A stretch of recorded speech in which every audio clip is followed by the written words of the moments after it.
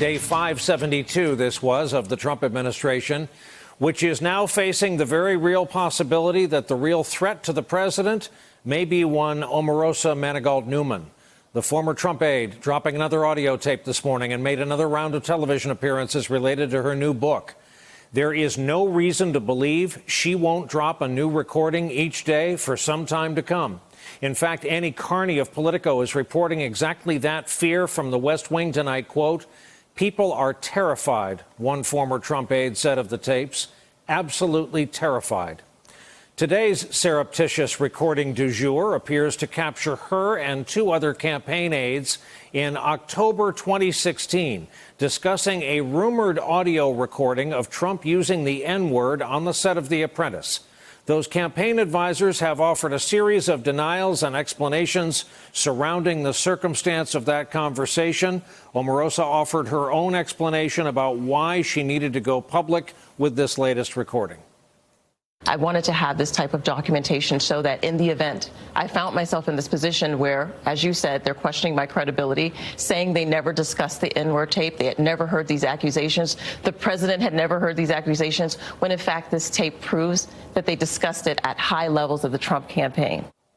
As you no doubt have already heard and seen, the president responded to her latest revelations with this, and we quote, "When you give a crazed, crying lowlife a break and give her a job at the White House, I guess it just didn't work out.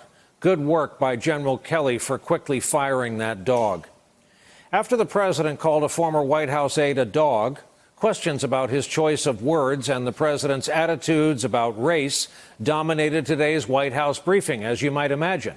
Press Secretary Sarah Sanders was forced to try to explain what her boss meant.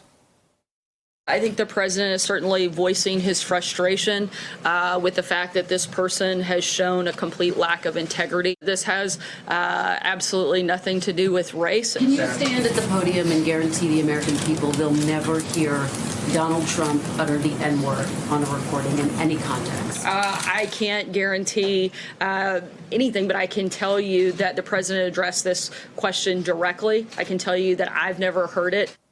Kristen Welker had a particularly strong day at today's briefings. There were other Omarosa-related bombshells today.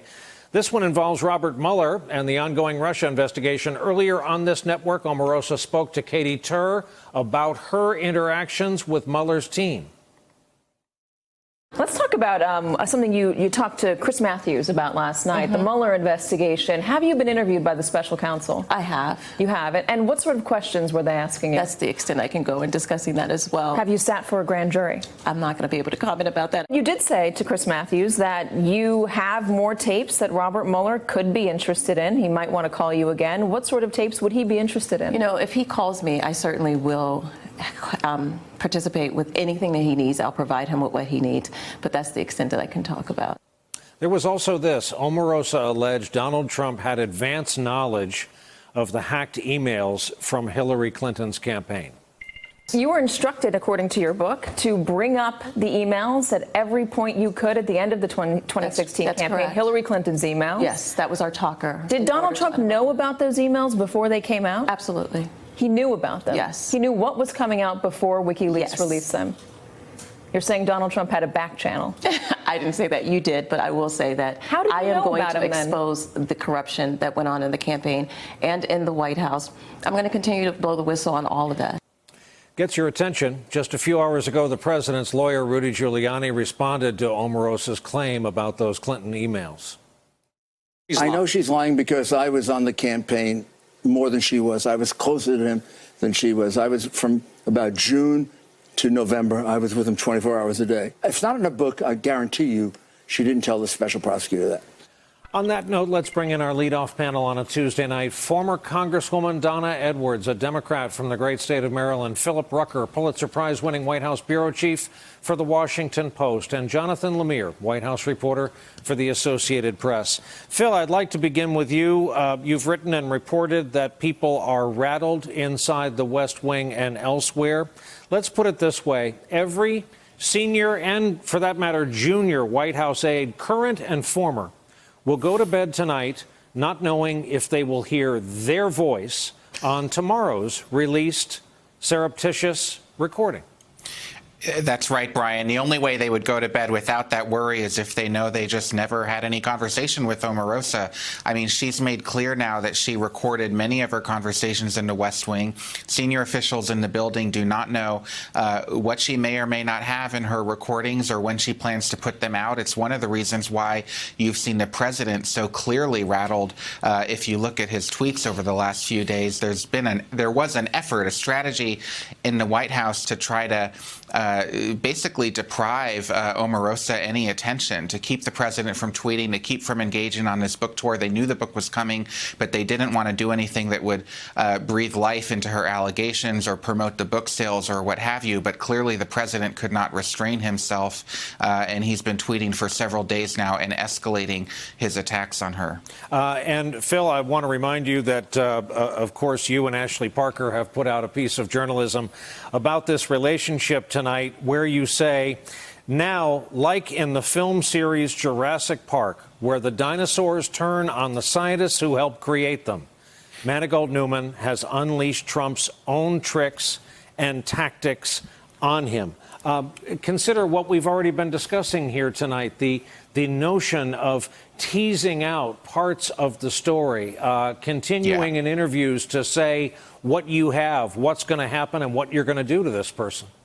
That's exactly right. These are Trump tactics. And it's important to point out that she was not only a White House staffer and contestant on The Apprentice, but she was very much a protege. She's been sort of trained by Trump for more than a decade in reality television, in creating drama, in building sort of personal narrative and brand, in becoming a captivating figure in the popular culture. She's known by one name, Omarosa, like Madonna or Prince. And, that to Trump it makes her magnetic, but it also, she knows how to play this game. She knows how to manipulate the media. She knows how to create suspense around her book and around what tapes are going to come out next. And it's one of the reasons why the president doesn't know what's around the corner. So, Congresswoman, a lot of people have come away from her interviews on television for the last 2 days and hear her point about, if I hadn't recorded all this stuff, I'd be publicly destroyed. And people in this day and age, this Trump era, kind of say, okay, that makes sense. And further,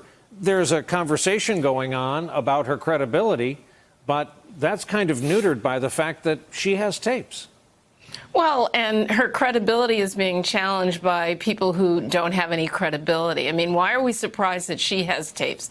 The president has been reported by his own words to record people. His lawyer recorded him. Why is it a surprise that Omarosa, in an effort to protect herself, wouldn't record? And I think that she is right when she says that nobody would believe her at all if she didn't have these receipts. She promised them, and every time she delivers them. And so, just because somebody lies or exaggerates one time doesn't mean that occasionally they don't tell the truth. And we certainly know that with the president. He's been recorded to have lied, over 7,000 times. But when he said that he fired James Comey because of Russia, we believe him.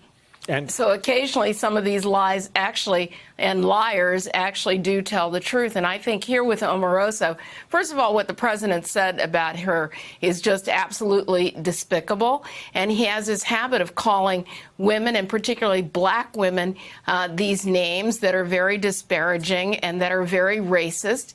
And I think it's time that we actually call the president out every single time that he does that. And the fact that Sarah Huckabee Sanders can stand at the podium and say that she can't guarantee that he hasn't used the N-word, well, I'm one of 94% of black women who voted for Hillary Clinton. We know he used the N-word, and we don't actually need a tape to prove it. That was a certain moment in the history of the modern presidency today. Jonathan Lemire, you write today for the Associated Press about kind of parachutes and parking spaces, parting payments, and positions people can go into after they've fallen out of Trump world. Omarosa was destined for one such position. Right. It's certainly not unusual there can be a blurring between an administration and, say, a campaign. What is striking about the Trump White House is, first of all, how frequently these departures come. They've had more staff turnover in the first 18 or so months than any previous administration since records were kept on these things.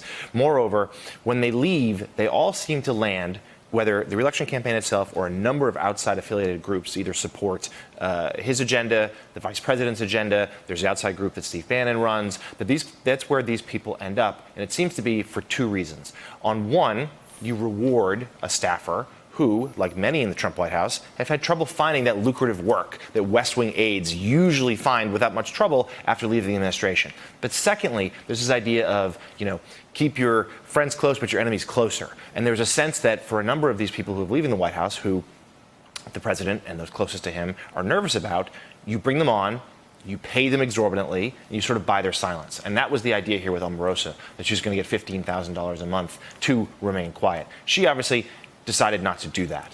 And our reporting backs up everything Phil has said, where this has really unnerved a lot of people in the White House. It has struck a nerve with the president, who feels like, remember, Donald Trump's, the cardinal sin in his world is disloyalty. He feels like he made her, that she's a star because he put her on his show and she became this sort of, in some ways, cartoon villain. That cartoon villain has now struck back, and the White House is scrambling as to how to respond. Hey there, I'm Chris Hayes from MSNBC. Thanks for watching MSNBC on YouTube. If you want to keep up to date with the videos we're putting out, you can click subscribe just below me, or click over on this list to see lots of other great videos.